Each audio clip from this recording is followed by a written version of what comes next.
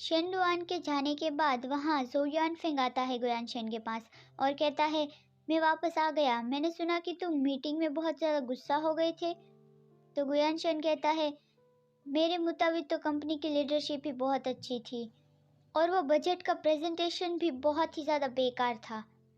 जोयान फिंग कहता है, अभी तो काम को बंद करने का वक्त है, चलो आज काम की बात नहीं करते, मेरे साथ हॉस्पिटल चलो। ओके। तो गुयानशेन उसके सामने देखकर कहता है, क्या तुम बीमार हो? तो जोयान फिंग अपना पेट पकड़ के दर्द हो रहा हो ऐसे बोलता है, हाँ मेरी किडनी में थोड़ा दर्द हो रहा है। मुझे सुबह ही फिजिकल एग्जामिनेशन के लिए हॉस्पिटल जाना था, लेकिन इमरजेंसी की वजह से रिजल्ट में देरी हो गई। और वो मन में बोलता है, तुम हॉस्पिटल जाना नहीं चाहते, इसलिए मुझे तुम्हें वहाँ ले जाने के लिए खुद के बोन्स का बलिदान देना पड़ा। आशेंग, मेरा प्लान खराब मत कर देना। लेकिन गुयानशेन तो उसका झूठ सच मान लेता है और चौंक जाता है कि क्या तुम्हें किडनी में पेन हो रहा है? तो जोयान फेंग कहता है, हाँ हाँ वही हो रहा है। डॉक्टर 5:30 बजे तक मेरा इंतज़ार करेगा और देखो अभी टाइम हो गया है। तो गुयानशेन कहता है, नहीं, तुम्हारा हाथ थोड़ी टूटा है, खुद से ड्राइव करके चले जाओ। लेकिन जोयान फेंग कहता है, असली कारण तो ये है कि मेरी कार आज खराब हो गई है और मेरा असिस्टेंट भी घर पर है। लेकिन गुयानशेन कहता है, तो फिर तुम टैक्सी लेके जा सकते हो, क्या तुम्हारे पास पैसे की कमी है? फिर जोयान फेंग उसे मनाना बंद करता है और कहता है, जरा अपने डार्क सर्कल्स को देखो, क्या तुम हर रोज न्यानन का सपना नहीं देखते, राइट? मैंने सुना है कि वो हॉस्पिटल से डिस्चार्ज होने ही वाला है। फिर वो हंसता हुआ बोलता है, क्या तुम हॉस्पिटल जाकर उसे कन्फेस नहीं करोगे ताकि वो तुम्हें सपनों में टॉर्चर करना बंद कर दे? लेकिन गुयानशेन कहता है, ऐसा बिल्कुल नहीं होगा, मैं क्यों अपना मन बदलूंगा? फिर वो उठकर कहता है, ओके, अगर मैंने तुम्हें वहां नहीं पहुंचाया तो तुम मुझे परेशान करते रहोगे। और वो जाने लगता है और कहता है, तुम जब छोटे थे तब से ही ऐसे हो, तुम्हें ज़रूर ही अपने लिए किसी को ढूंढ लेना चाहिए ताकि वो तुम्हें मुझे परेशान करने से रोक पाए। तो सोयान फेंग कहता है, मैं उम्मीद करता हूँ कि वो इंसान मुझे एक्सेप्ट कर ले। फिर वो लोग हॉस्पिटल पहुँच जाते हैं। गुयानशेन कहता है, तुम इन पेशेंट डिपार्टमेंट में क्यों आए हो? क्या तुम्हें आउट पेशेंट बिल्डिंग में नहीं जाना है? तो जोयान फेंग कहता है, डॉक्टर ने बस अभी ही मुझे मैसेज करके बताया कि मुझे इन पेशेंट डिपार्टमेंट में उससे मिलना है। तो गुयानशेन कहता है, क्या अभी मैसेज किया? लेकिन तुमने तो पूरे रास्ते एक भी बार अपना फ़ोन नहीं निकाला, तो तुमने मैसेज कैसे देख लिया? तो जोयान फेंग कहता है, तुम तो गाड़ी चला रहे थे, तुम्हें कैसे पता होगा? लगता है अब तुम्हें मेरे ऊपर विश्वास नहीं रहा।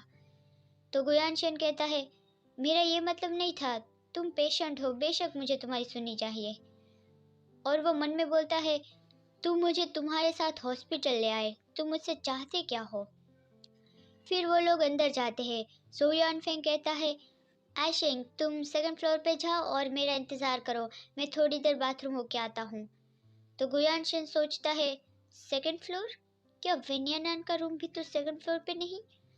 फिर वो गुस्से से कहता है, युआन फेंग, मुझे सच बताओ, क्या तुम बीमार हो या फिर तुम बस मुझे यहाँ वेन्यानान को दिखाने लाए हो? तो जोयान फेंग मुस्कुराता हुआ कहता है, मुझे नहीं लगता हमें इस पर बहस करनी चाहिए। मैं सच में तुमसे इस बारे में बात नहीं करना चाहता। मैं पूरे रास्ते बहुत परेशान था, तो मैं पहले बाथरूम जाता हूँ, उसके बाद हम इस बारे में बात करेंगे। और वो जल्दी में जाने लगता है। गुयानशेन उससे रोकने की कोशिश करता है, लेकिन वो तो चला जाता है। फिर गुयानशेन ऐसा सोच लेता है कि कोई बात नहीं, मुझे इतना भी ज़्यादा चिंता करने की ज़रूरत नहीं। फिर वो वेट करने बैठ जाता है, लेकिन काफ़ी देर हो जाती है, आधा घंटा बीत जाता है, फिर भी जोयान फिंग वापस नहीं आता। तो गुयानशिन सोचता है, आधा घंटा हो गया, ऐसा लगता है उसकी किडनी सच में ख़राब हो गई है, लेकिन मुझे कंपनी में अभी भी बहुत काम है। ऐसा सोचकर वो जाने लगता है, लेकिन वो वेन्यानान के रूम के बाहर रुक जाता है और सोचता है, मैं बेवजह यहाँ कैसे पहुँच गया? लेकिन वहाँ नर्स दरवाज़ा खोल के उसे कहती है, आप मिस्टर वेन से मिलने आए हैं, राइट? वो अंदर है, लेकिन आपको ध्यान देना होगा, मिस्टर वेन के इमोशंस अभी भी थोड़े अनस्टेबल है। तो गुयानशिन कहता है, ओके, और फिर वो अंदर जाने लगता है। वहाँ दो नर्स बातें कर रही थी। हाँ, क्या ये वही आदमी नहीं जिसने पहले हॉस्पिटल में मिस्टर तांग से लड़ाई करी थी? मैंने मिस्टर वेन की देखभाल रखने वाली नर्स से सुना कि जैसे ही उसने उसे देखा, लेकिन दूसरी नर्स उसे चुप करवा देती है। वहाँ तांगशो और वेन्यानन साथ में थे। तांगशो उसे गिफ्ट देता हुआ कहता है, मैं विश करता हूँ कि शावना जल्दी ही डिस्चार्ज हो जाए और मैं ये मोबाइल फ़ोन तुम्हें गिफ्ट देना चाहता हूँ और ये पेंडेंट भी मैंने इसे खुद बनाया है। तुम्हें सनफ्लावर बहुत पसंद है नहीं?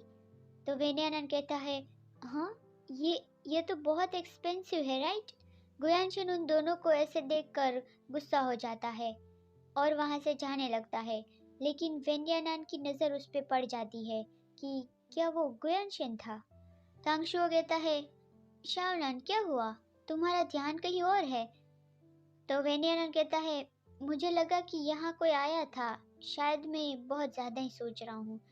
लेकिन तांगशुओ उसके पैर कवर करते हुए कहता है, दरवाज़ा खुला है तो अंदर बहुत ठंड आ गई है, तुम्हारे पैरों में ठंड लग रही होगी, मैं इसे फिर से कवर कर देता हूँ और दरवाज़ा बंद कर देता हूँ। वह गुयानशन जोयानफेंग को कॉल करके बता देता है कि मैं वापस जा रहा हूँ।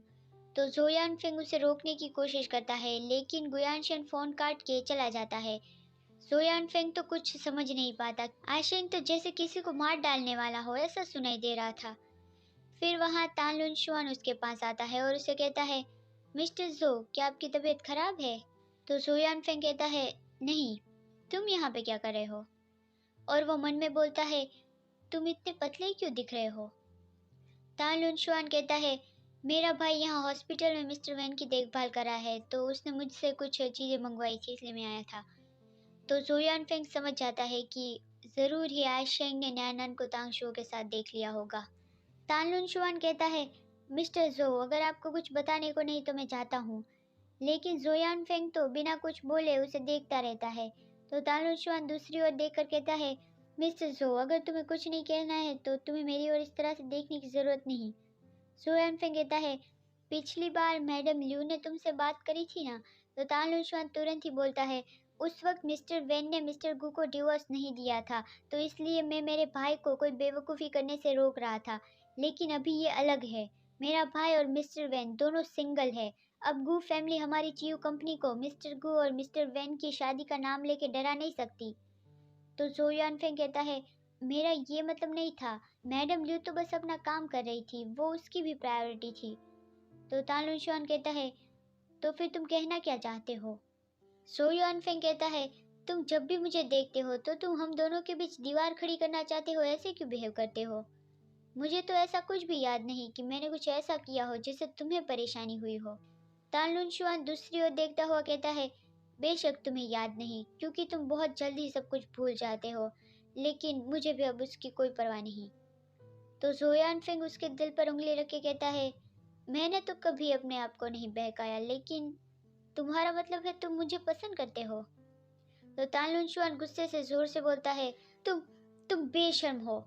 और फिर वो जाने लगता है और कहता है, मिस्टर जो, मैं मेरे भाई को देखने जा रहा हूँ, तो मुझे माफ़ करना, मैं तुमसे बात करना कंटिन्यू नहीं रख पाऊंगा।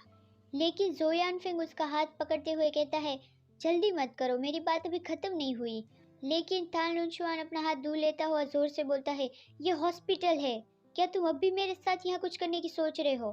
तो जोयानफिंग मुस्कुरा के कहता है, ऑब्वियसली मैं तुमसे छोटा हूँ, तो क्या तुम मेरे साथ भी इतना प्यार से नहीं बात कर सकते जैसे तुम अपने भाई तांगशुओ की देखभाल करते हो, ब्रदर तांग? तो तान लुनशुआन कहता है, तुम ब्रदर किसे बुला रहे हो? मेरी तुमसे बस बिजनेस पार्टनरशिप है, अगर तुम इसे जोक मानते हो तो। लेकिन जोयान फिंग उसे शांत करता हुआ कहता है, ठीक है, मैं तुम्हें अब और नहीं चिढ़ाऊंगा। तान लुनशुआन कहता है, तुम किस बारे में मुझसे बात करना चाहते हो? काम, या फिर मेरे भाई और मिस्टर वेन के बारे में? अगर ये मेरे भाई के बारे में है तो मुझे कुछ नहीं कहना। लेकिन जोयान फिंग कहता है, ये तुम्हें मेरे साथ डिनर पे इनवाइट करने के बारे में है। तो तान लुनशुआन कहता है, हाँ क्या? सोयान फेंग कहता है, ये तो चलेगा ना। लेकिन तान लुनशुआन मना करके जाने लगता है। सोयान फेंग कहता है, मुझे पता है तुम हाँ कह दोगे। गुयानशन कंपनी वापस आता है। सब लोग तो काम खत्म करके जाने वाले थे। ये प्रेसिडेंट वापस क्यों आए हैं? मैं तो घर जा रही थी। मुझे तो डर लगता है, उसका फेस ग्लूमी दिख रहा है। वहाँ गुयानशन जोर से दरवाज़ा बंद करके अंदर जाके बैठ जाता है और फिर वो किसी को कॉल करके कहता है, मुझे वेन्यानान के बारे में सारी इन्फॉर्मेशन चाहिए और मुझे शनलुआन के बारे में भी इन्फॉर्मेशन चाहिए। जितना डिटेल में होगा उतना बेहतर है, जितनी ज़्यादा माहिती मिले उतनी चाहिए। तो उसे कॉल पर बताता है, हाँ मैं 10 दिनों में आपको भेज दूंगा। गुयानशन कहता है, जितना जल्दी हो उतना अच्छा है।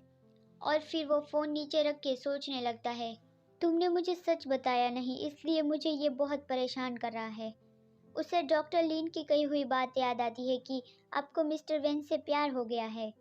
वो कंफ्यूज था कि शनलुआ ने आखिर उस नेकलेस को पहचाना क्यों नहीं, और ल्यूयू ने वेन्यानन से कोई समझौता किया था।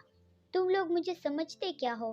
क्या मैं एक टूल हूँ, बेवकूफ़ हूँ, या फिर तुम ऐसा सोचते हो कि मेरे पास दिमाग नहीं? वो फिर ड्रॉअर में से वो नोट नेकलेस निकाल के देखता हुआ सोचता है, ठीक है, अगर तुम खुद से मुझे नहीं बताना चाहते तो मैं खुद ही इसे ढूंढ निकालूंगा। मैं भी देखता हूँ कि तुम मुझसे क्या छुपा रहे हो। चिंचीबाई ची हाउ से कह रहा था कि सुनची क्या वो बेवकूफ़ है? उसने दूसरी बार गड़बड़ कर दी। मैंने उसे शन लुआन को उठाने को कहा था, लेकिन उसने वेन्यानन को उठा लिया और उसे मारा भी। उसने ऐसी गलती फिर से कर दी। तो ची हाउ कहता है, शांत हो जाइए, मैंने ऑलरेडी किसी को इसे ठीक करने को कह दिया है। सुनची हमारे बारे में किसी को नहीं बताएगा। चिंचीबाई कहता है, लेकिन ये तांगशुओ क्यों ज़्यादा टांग अड़ा रहा है, वो पता लगाओ। तो ची हाउ कहता है, ज़रूरत नहीं, मैं कल मेडिकल एग्जामिनेशन के लिए हॉस्पिटल गया था और मैंने तांगशु और वेन्यानन को साथ देखा था। ये सुनकर चिंचीबाई कहता है, तो तुम्हारा मतलब है तांगशु और वेन्यानन का अफेयर चल रहा है? तो ची हाउ कहता है, उन दोनों को देख के तो ऐसा ही लगता है, ऐसा ही होना चाहिए। तो चिंचीबाई खुश होता हुआ कहता है, बहुत अच्छा गुयानशिन, देखा तो तुम भी धोखे का सामना करोगे। मैं बस उस पर हंसना चाहता हूँ कि गुयानशन अभी कितना दर्द सहन कर रहा होगा। इस वक्त गु ग्रुप ने गुयानशन और वेन्यानन के डिवोर्स के बारे में अनाउंस नहीं किया था, तो चिंचीबाई को अभी भी इस बारे में कोई आइडिया नहीं था। चिंचीबाई कहता है, अभी हमें पक्का पता नहीं है, रूमर्स पे भरोसा मत करो, हमें सच्ची इन्फॉर्मेशन निकालनी होगी। किसी को गुयानशन, तांगशु और वेन्यानन पे नजर रखने को कह दो। जब भी उन तीनों में थोड़ी सी भी बहस हो वो कैप्चर कर लो। तो ची हाउ कहता है, ओके। फिर चिंचीबाई कहता है, क्या तुम्हें लगता है कि ये गू फैमिली के स्कैंडल की वजह से जियांग वाले प्रोजेक्ट पे कोई असर होगा? चेयरमैन जियांग अपनी रेपुटेशन को लेकर बहुत ही सेंसिटिव है। अगर ऐसा हो जाएगा तो मज़ा आ जाएगा। थोड़े दिनों में पार्टी होगी। अगर तांगशो ने हमें छूने की भी कोशिश करी तो मैं उसे रियल केक लगा दूंगा। जी हाउ कहता है, तांगशो आजकल हॉस्पिटल में ही रहता है तो उसे पकड़ना आसान है। मैं उसे बांध के और फिर उसे अच्छे से मारूंगा। क्या आप उस पर अपना गुस्सा निकालना चाहते हैं? चिंचीबाई कहता है, नहीं, इसकी कोई ज़रूरत नहीं। तांगशो जिद करे यही हमारे लिए बेहतर है। हमें कुछ नहीं करना है। मैं डायरेक्टली उन सब में शामिल नहीं होना चाहता। तो ची हाउ कहता है, जी हाँ यंग मास्टर, मैं समझ गया। चिंचीबाई कहता है, बाय द वे शेंतियान हाउ को भी बुलाया है, राइट? अगर उसका भतीजा शेनलुआन भी आना चाहे तो वो भी आ सकता है। ची हाउ कहता है, पिछली बार तो वो कैसे भी करके भाग निकला था, लेकिन इस बार मैं किसी ऐसे को कह दूंगा जो उसकी अच्छे से खातिरदारी करे। तो चिंचीबाई अपनी सिगारेट बुझाकर कहता है, नहीं, इस बार उस स्टिंकी कंट की चमड़ी मैं अपने हाथों से उखेड़ूंगा। गुयानशिन वेन्यानन का सामना करने से बहुत नर्वस फील कर रहा था, लेकिन वो जानना चाहता था कि इन सालों में असलियत में हुआ क्या था। तो फिर गुयानशिन ने हिम्मत जुटाई और आखिरकार वो हॉस्पिटल पहुंच गया। इन दिनों बर्फ बहुत पड़ रही थी। गुयानशिन जा रहा था, लेकिन वो कुछ देखकर रुक जाता है और चौंक जाता है।